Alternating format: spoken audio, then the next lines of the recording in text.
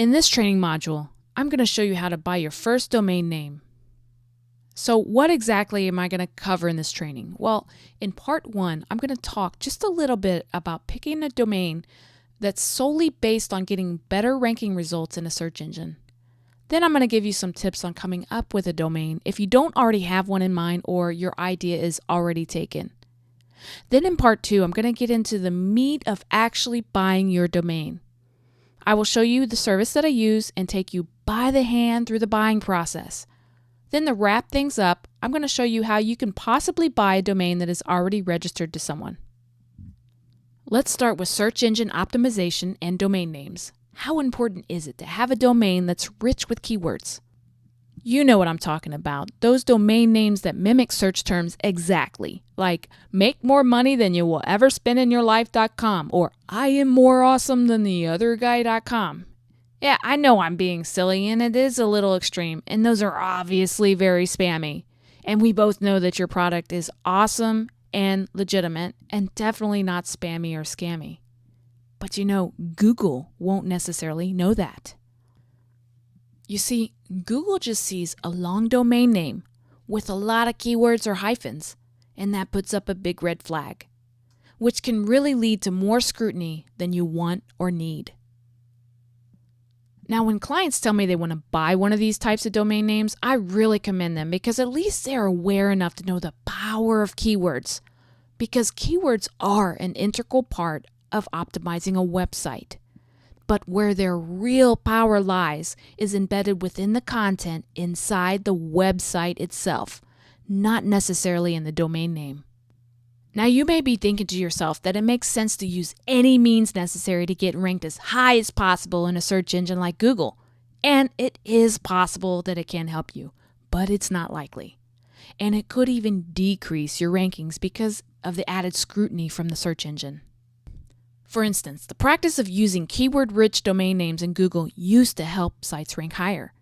But a few years ago, Google changed the algorithms and made it much more complex. Now just having a domain that has keywords in it will not rank you as number 1 or anywhere even close to number 1. On the search engines of today, content is king. Content-rich websites with lots of keywords embedded within the site, along with backlinks, which I'm not going to go into in this video, they are the sites that are getting ranked the highest. Okay, so what if you do want to have a domain with keywords? How can you avoid appearing to be spammy to a search engine? Well, here are some general guidelines. First of all, you don't want it to be too long.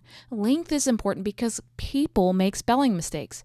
To minimize the possibility that they're going to misspell your domain, it's best to keep it short. Next, stick with a top-level domain like .com, .net, .org. Avoid uncommon top-level domains like .tech, .cc, .site. These are spam indicators. Next, try to pick a memorable domain, especially if your business relies upon word of mouth for bringing in new clients. And finally, try to avoid hyphens. 1, maybe 2 is okay, but hyphens scream spam. If you can, don't risk it. Avoid them altogether. Oh yeah, and do not use an underscore ever. Now here are some tips on coming up with a name if you don't already have one. First of all, if your business name is available, buy it. Why? Well, you can build your brand and your web presence around it because, frankly, it's you. So what if the domain that you want is not available? Well, here are some things you can do to overcome this challenge. First, you can make up a word. This is where you can really let your creative juices flow. Challenge yourself to see what you can come up with. Some successful examples of this are Twitter, Zynga, Skype, and I'm sure you can think of a lot of others.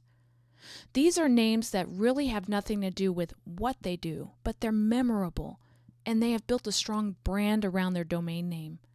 One suggestion that I will give to you is don't make it more than 3 syllables, and it's best to make it 2 syllables. Now, if you have a hard time getting your creativity flowing, there are websites that will generate interesting names.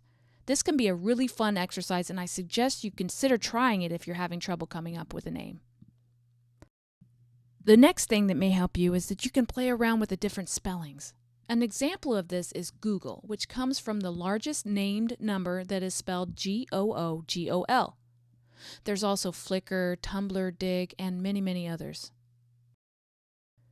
Now, if you just can't find a name or you just want keywords in your domain, then by all means, go for it. Just try to follow the guidelines that I laid out for you. And if you do this, you should be okay. But remember, don't get one of these names just because you want to be ranked. I assure you, you will be disappointed. Buy a domain that's going to suit your needs, then build an online presence with content and backlinks. Now, before you start this process, watch the next video so you can see how you can check if a domain is available. There's nothing more frustrating than to fall in love with a domain name and find out that it's already registered.